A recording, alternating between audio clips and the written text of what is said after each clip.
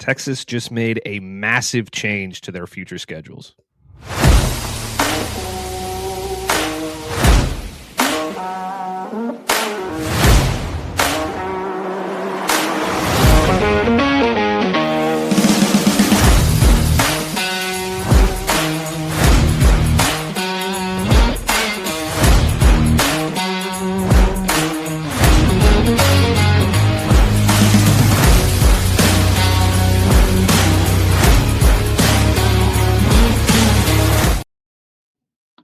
Welcome into another edition of the Texas Longhorns on SI podcast. I'm your host, Matt Galatson. As always, joining me is my co-host, Zach Dimmitt of Texas Longhorns on SI. Zach, Texas made a big decision reportedly today, moving away from their Power 4 commitments, not to Ohio State, not to Michigan, and not to Notre Dame yet, at least, but to Arizona State. According to reports, Texas has asked to be taken out of that series in 2031 and 20. Is it 2031 and 2032? It's 32, 33. Sorry, 32 and 33. So far in the future. But they have asked to be taken out of that series with the Sun Devils. And part of it, I would assume, has to do with the 9-game conference schedule in the SEC now. Texas already is going to have arguably the most difficult schedule in the SEC this year. If you include the Ohio State matchup, it's Ohio State, Ole Miss, LSU, Tennessee, Oklahoma, A&M, on and on down the list. And when you have a series of or when you have that 9-game conference schedule, it really doesn't make as much sense to schedule these big, out of conference Power 4 teams. A lot like the Big Ten has done. The problem is the Big Ten's other, schedule otherwise is rather weak. But regardless, this is kind of big news for Texas because this kind of is going against what we typically see out of them, always scheduling the toughest opponents. Obviously, Arizona State isn't a world-beating, juggernaut or anything like that. So maybe they find another Power 4 team. I don't know. But as of right now, that matchup is gone. Yeah, Arizona State, I know it's like a million years in the future. I don't know. Will the sun expand and consume the earth by then? I don't know. But it seems like a long time from now. Arch Manning could have 3 Super Bowls by then. I mean, my goodness, this is 2032 we're talking about. But, yeah, interesting to see that they made that decision. Notre Dame could come. Eventually that change could be made. I personally hope that they keep the Notre Dame game on there because you could suffer a loss and that could hurt your CFP chances for that season. But I personally just love whenever the big boys clash in college football. So yeah, Arizona State, they had a great season. Not this past season, but the year before, obviously, facing Texas in the CFP. I really don't think that they'll reach those heights again in the near future. I just don't see it because that was kind of like a dream season for them. So maybe Texas recognizes that and they want to add a bigger team to that schedule. I'm all for it. But as we saw when the SEC went to 9 games for their schedule, this was kind of something that was going to happen. Then you combine that with, the debate surrounding scheduling big teams in non-con. This was bound to happen eventually. So interesting to see that the Arizona State decision is being made so far away. So I hope the Notre Dame stays on the schedule. But as we saw, speaking with Steve Sarkisian back in early signing day, a few months ago, he said Ohio State, Michigan, they're going to stay in the schedule. Chris Del Conte echoed those words at the town hall. It was like a week or two ago. So those games are going to stay on the schedule. But everything else, they made it clear, everything else after that is up for debate, which includes Notre Dame. So we'll just have to wait and see what happens. I mean, that's 5 and 6 years away. So they really are getting out ahead with this thing. We don't even have any other non-con games scheduled for those seasons. I mean, 2029, you have Notre Dame on there, but in 2030, the only non-con game you have scheduled currently is UTSA. So you got to add something there. We'll have to wait and see what happens. But interesting decision, and who knows when the Notre Dame decision could come. Well, I hope they keep Notre Dame on the schedule. Well, part of me, I guess, hopes that they keep Notre Dame on the schedule. The other part hopes that they don't, because if Notre Dame is going to continue to get this unfair advantage in the college football playoff, with if they're in the top 12, they're automatically in. Yeah, I don't want to help them out at all. right. So, that's another thing. We'll get into Notre Dame here in a second, but this isn't a massive deal to me. It's not hugely surprising. You keep the Ohio State and Michigan matchups, which are huge matchups that are going to be great for your program in Austin. You don't have to go on the road. You've already done half of it, so you might as well finish it out. And they're resume builders. I think that you have a very good shot to beat both of those teams in the next 2 years in Austin, especially if Texas is as good as everybody expects. But the Arizona State one is, they're trending towards being a lower tier team in the Power Four. They lose Sam Leavitt, they lost Raleek Brown. Both of those go to LSU and Texas, respectively. Jordan Tyson's off to the NFL, so the star power on that team has taken a major decline, and it's going to be very difficult for Kenny Dillingham to build that back up. I mean, granted, he's a very charismatic guy, and he's a great coach, and I think he's going to do very well there, but it's an uphill climb for sure. It's not a blue blood program that you can just rebuild overnight. So who knows what position they're going to be in 5 or 6 years. I mean, hell, it's almost ridiculous to think about, because Dia Bell, who hasn't even stepped foot on the field for Texas yet, is probably going to be in the NFL by the time this game is played. Yeah. That's an interesting thing to think about. But it also brings up the question: do you keep Notre Dame on the schedule? And according to a report from Inside Texas, if Texas chooses to cancel their home and home series with Notre Dame, it would cost Texas $500,000, which they would pay to Notre Dame. It gives Texas until September 9th of this year to make up their mind on that game. And if Texas waits until after September 9th, before the date in 2027, they would owe Notre Dame $1 million, and any time after the date in 2027 will result in the Horns owing them $1.5 million. So I can see the benefits and the the bad, I guess, of having Notre Dame on the schedule.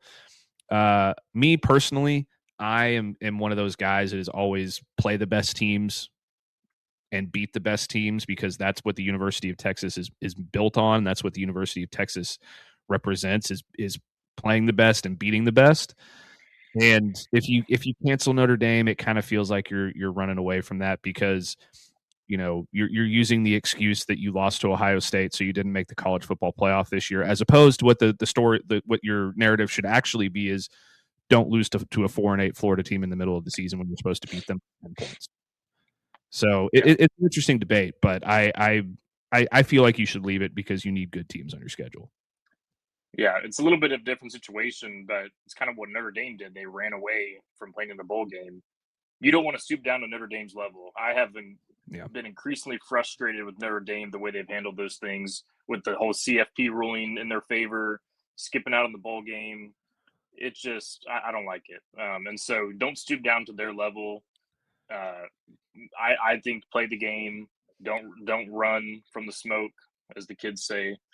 So I just think you got to do it. Yeah, it's tough. I know that's pocket change. $500,000, $1 million, 1.5. That's pocket change for Texas. But don't give Notre Dame anything. Play the game. If you lose, you're going to lose to a program that is consistently very talented. So there wouldn't be any shame in that. But if you win, you're boosting your CFP resume for that given season. And even that series is still a long ways away. So who knows what the roster will look like for each team. But it's safe to say that both programs will still probably be near the top of college football. So, yeah. Don't run away from it like Notre Dame did with their bowl game. I know it's a different situation. It's a regular season game. But I don't like that mindset. And so we got to wait and see what happens with that one. It could come at any moment. when it comes to that thing. But I think it's a little bit.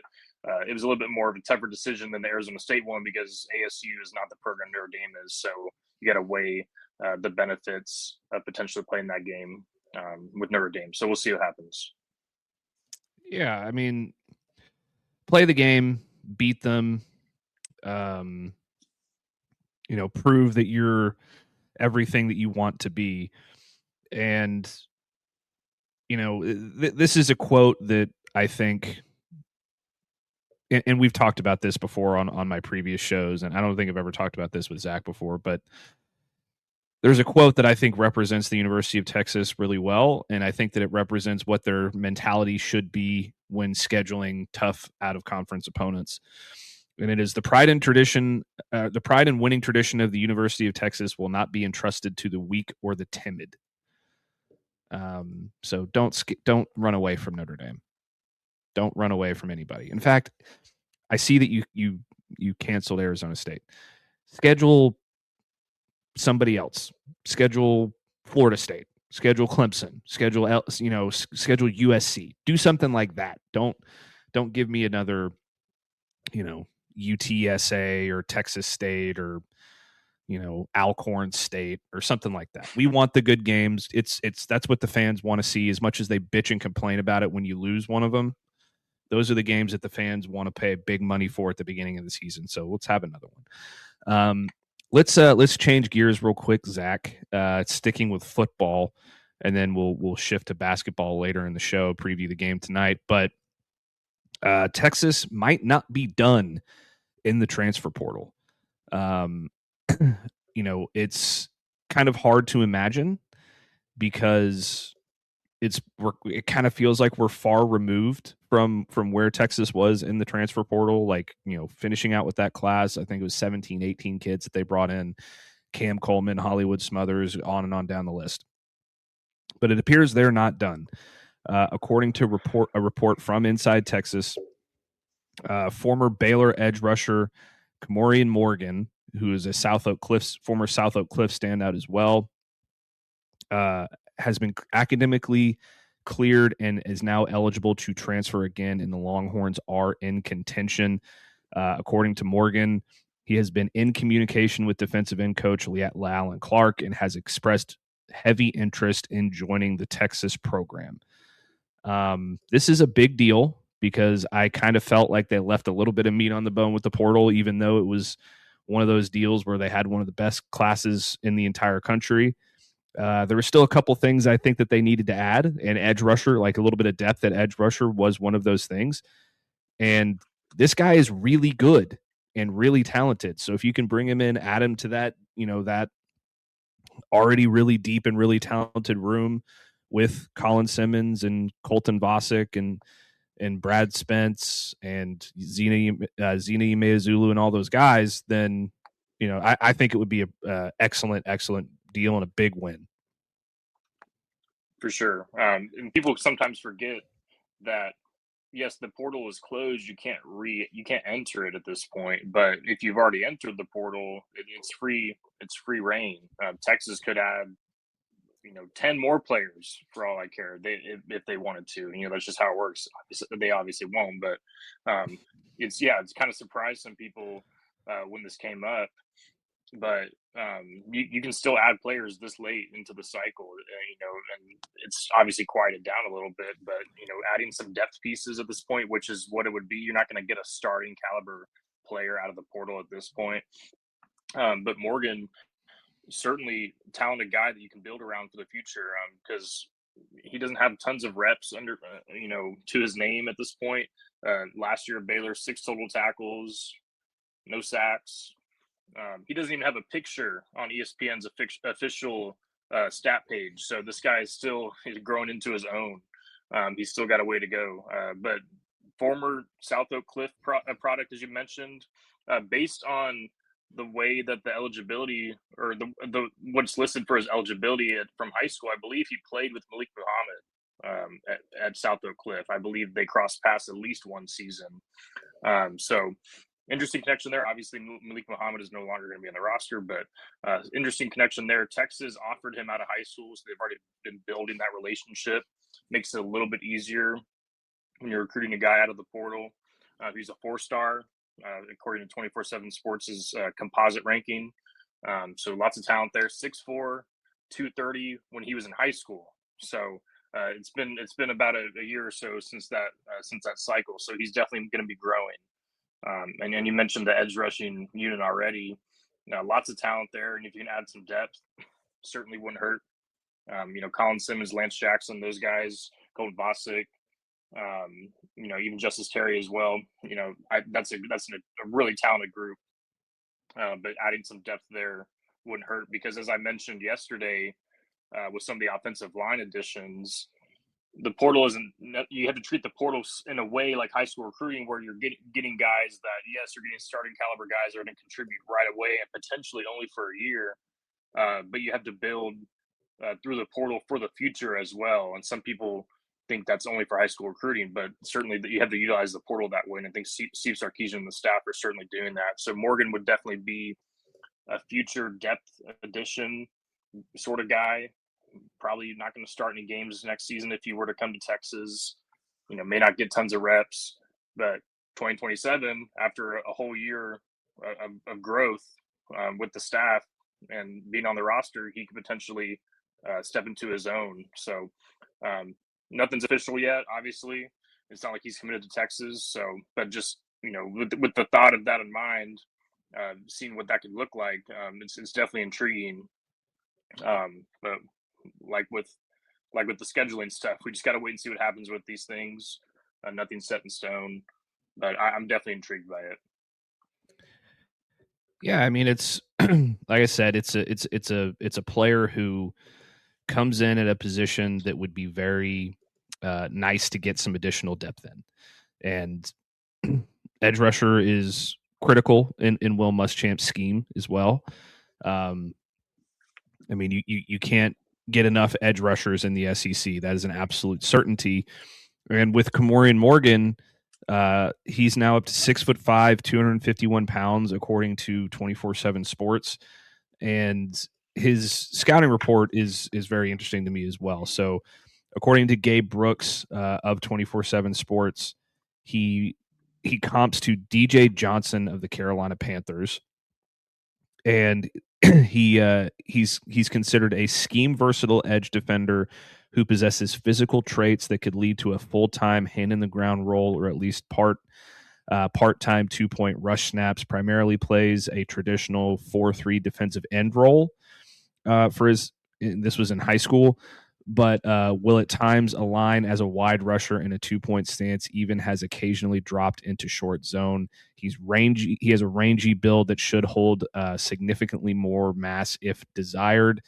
And he is an above average functional athlete who also plays basketball. So it sounds like he could be a very versatile player should he end up choosing Texas, which there's plenty of time for him to make his decision now that he's got his academic issue figured out. He was committed to Virginia Tech at one point, but it sounds like he could be a very versatile player along that defensive line. He could play the big defensive end role. He could play edge rusher behind Colin Simmons. A lot of different things there. And and at Baylor, he played 10 games as kind of an outside stand-up edge rusher, so he can do it all. He has heard from several other Power 4 programs, including Indiana, Michigan State, Mississippi State. I believe SMU is also kind of in the mix there. Kyle Ward is Morgan's former defensive coordinator at Oak Cliff, and he is now on the staff with SMU. So they could have an advantage there. But regardless, bring me all of the edge rushers you can possibly bring me, especially in this scheme, and I'm going to be happy with it. For sure. Colin Simmons, Lance Jackson, Colton Bosick, those guys are going to dominate the headlines. So if Morgan does decide to come to Texas next year, he has to understand that he's going to probably have to wait a season to really hear his name be called. But injuries happen. You would obviously hope that doesn't happen to any of those guys. Injuries happen. You never know, who might be able to step up in any given season at any given position. So, you mentioned the SMU connection. That is certainly one to watch. He's already a Dallas kid, so being able to stay at home certainly has an advantage. But Austin's not too far away. Come on, just head down south 35 a little bit. Come see what's up in Austin. Yeah, and just to give you kind of an idea real quick of the depth chart, you start at edge rusher, which is like the jack/buck position, and it's Colin Simmons, Colton Vosick, Brad Spence could fit into that position as well, and then a young Smith Arogbo.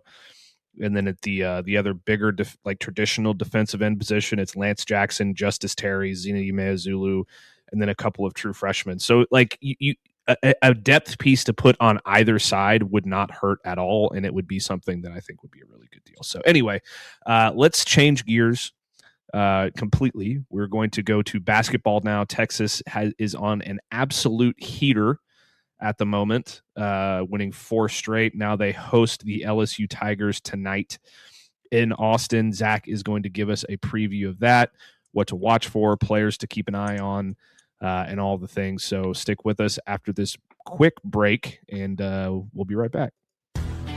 This episode of the Texas Longhorns on SI podcast is brought to you by Custom Built Trailers of Mississippi. Custom Built Trailers is the largest in-stock trailer dealer in Mississippi with a variety of options to choose from flatbed goosenecks to bumper pull equipment trailers and car haulers to enclosed trailers and basic utility trailers. We do a little bit of everything. And if we don't have exactly what you're looking for in stock, we can typically have your custom built trailer built in 7 to 10 working days. 0% financing options are available, and we also deliver out of state.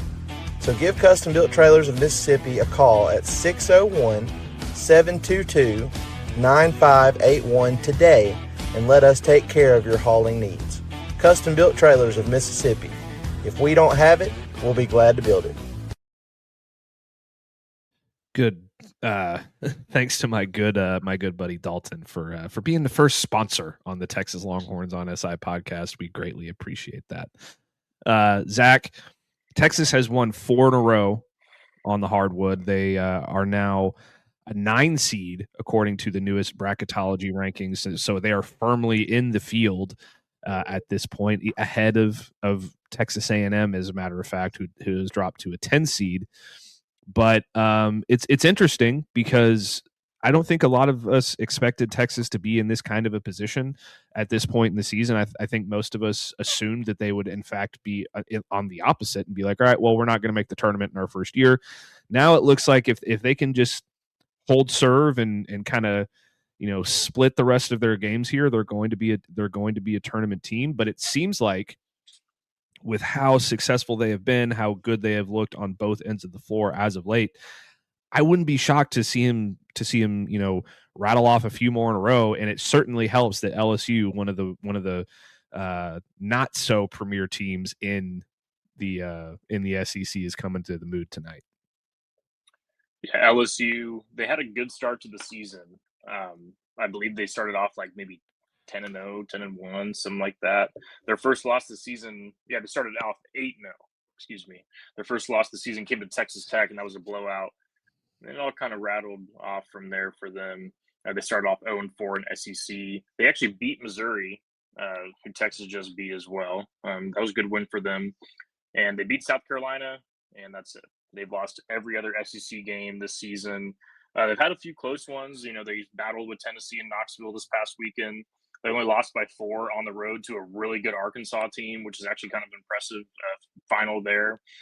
They only lost by 1 to a solid Kentucky team.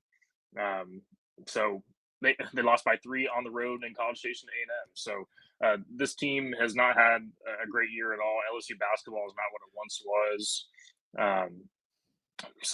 But despite that, some of these results are certainly ones that Sean Miller needs to be pointing out to his team for tonight's game, because the Longhorns have been on a tear recently, that's for sure. But it could all come crashing down if you suffer what would potentially be a quad 3 loss, because it'd be coming at home to a team that I'm not even sure where they are ranked in the net right now, but it certainly is in top 75. So this could be a crushing loss for Texas if they don't bring their all out focus, as if they're facing the Florida Gators tonight. So I personally think that the Longhorns will come out ready. We've talked with some of the players in recent weeks, and some of these guys, this is their last season. They can't let any of these opportunities fall through their fingers. Tremont Mark, Kendall Weaver, some of these guys, Jordan Pope, this is their last time playing college basketball. And so being a loss like this could potentially put you back into the bubble, and then you're in danger of missing the tournament. But if you take care of business, you're really putting yourself in position to control your own destiny to the NCAA tournament. That's all you can really ask for. So, this would be the first time in 6 years. If Texas wins, this would be the first time in 6 years that the Longhorns have won 5 straight conference games, SEC or Big 12. So that's pretty impressive. I mean, when you're in the Big 12, if you're Texas, you're facing ranked team after ranked team after ranked team. And so rattling off 5 straight wins was always pretty tough. Even when Texas went to the Elite Eight in 2023, they didn't even have a 5-game conference winning streak then. So that's pretty impressive what this team has been able to do. Granted, it has come during a stretch where some of the opponents have been a little bit on the softer side. We had to take advantage of those games and separate yourself from the bottom feeders of the league. And Texas has certainly done that while also holding on to those, other 4 ranked wins that they have this season. So, big opportunity here tonight just to keep the momentum rolling before you really head into a tough stretch where you go at Georgia and you host number 12 Florida, and then you go at A&M, at Arkansas, and then you kind of close out the season on the softer side hosting Oklahoma. So big opportunity here. Yeah, and listen, these wins that they've had as of late, Oklahoma, pesky team, as that's the best way I know how to describe them. They've won their last 2 games against Vanderbilt and Georgia. You look at Ole Miss; they're on a massive down streak right now. I think they've lost 7 in a row. But they started off SEC play with a close loss to Arkansas, and then they beat Missouri and Georgia. So that's another one there. And then Missouri has beaten Florida. They've beaten Kentucky. They've beaten Auburn. They've beaten Texas A&M. So these teams, just because they're the bottom feeders in the SEC, doesn't mean that they can't come out and beat somebody. So all of those wins, I think, are good resume builders for Texas in their own way, especially the Missouri win, because I think that's a big one. But if you look at what they have done lately, I think it was right around the Tennessee game. Like after that game, most people were pretty down on this team because, like, they just can't hang with these teams that have bigs that can bang you around down low, and they don't have a 4 that can match up with any of these teams. And then after that, Texas goes actually on a very impressive run. They beat Alabama, they beat Vanderbilt, the latter of which they absolutely destroyed Vanderbilt. And then they lose close ones to Texas A&M and Kentucky. They rebound with a huge blowout win over Georgia. They lose a tight one to Auburn, and now 4 in a row.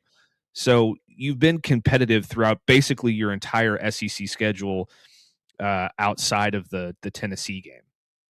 And that is something that I think is very important to remember here. Texas is playing well, and they're playing well consistently. And that's something that's extremely important. And Sean Miller has done a great job of galvanizing this team and figuring out a way to make them work together. But before we get out of here, Zach, why don't you give us like a quick rundown of some of the players to watch out for LSU, so that so that the listeners can kind of get an idea of what to watch tonight. Yeah, well, that's the thing is they lost their star guard, Day Thomas, to a season-ending injury, so he's not going to be playing tonight. So that actually hurts the Tigers quite a bit. But Markel Sutton, he's a forward for LSU. Interesting name to watch. Leading rebounder at 7.8 per game. If you're in danger of potentially suffering an upset loss at home, losing the battle on the boards is where it potentially could begin. And so Markel Sutton certainly a guy to watch there. because of his rebounding ability. But yeah, Day Thomas, as I mentioned, he was their leading scorer and 15.3 points per game. He's out, so you don't have to watch out for him. That's for sure this time around. But Max McKinnon, he's right behind Thomas in scoring, 14.5 points per game. This guy he's an Australian guy, so some of these international guys from Europe typically get a lot of the attention, but some of these Australians can really play as well. Against Georgia on February 7th, he had 26 points, 10 of 10 from the foul line. Don't foul this guy. Don't put him at the line. Texas has a problem with fouling, as we have seen. They're not a perfect team by any means, and that's certainly one of their weaknesses. Is they've gotten better about it in recent weeks, but don't put this guy at the line because he's going to have the ball in his hands quite a bit with Thomas out.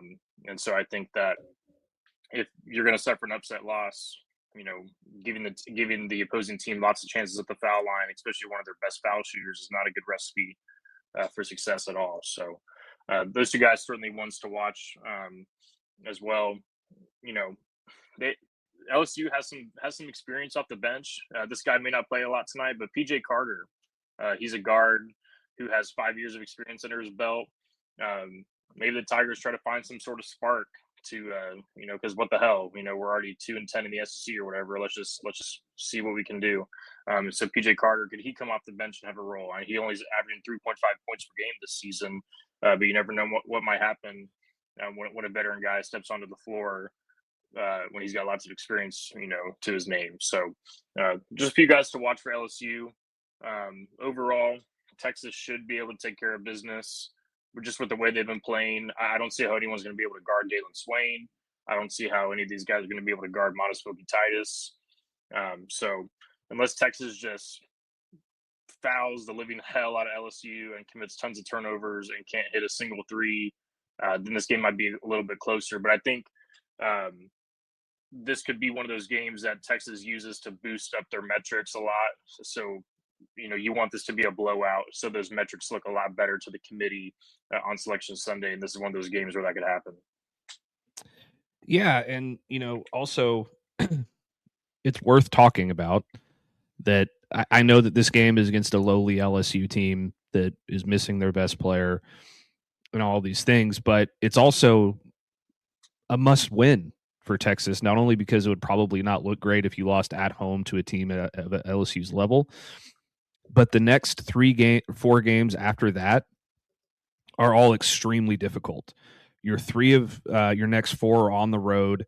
You have Georgia at Georgia, Florida at home at the Mood, and then you go on the road in back-to-back games against A&M and Arkansas, and then you obviously close out the season with Oklahoma. So very, very important that they get this one and they get themselves one step closer to that 20-win mark. But we will be back tomorrow to recap the LSU game, preview kind of what's going on the rest of the week in Texas basketball. We'll talk more Texas football. Please do us a favor, like the video, subscribe to our channel, comment on the video on YouTube, subscribe to the podcast, all the things to help boost our engagement and help our podcast grow, because we can't do it without you guys. And I guess we'll see you next time.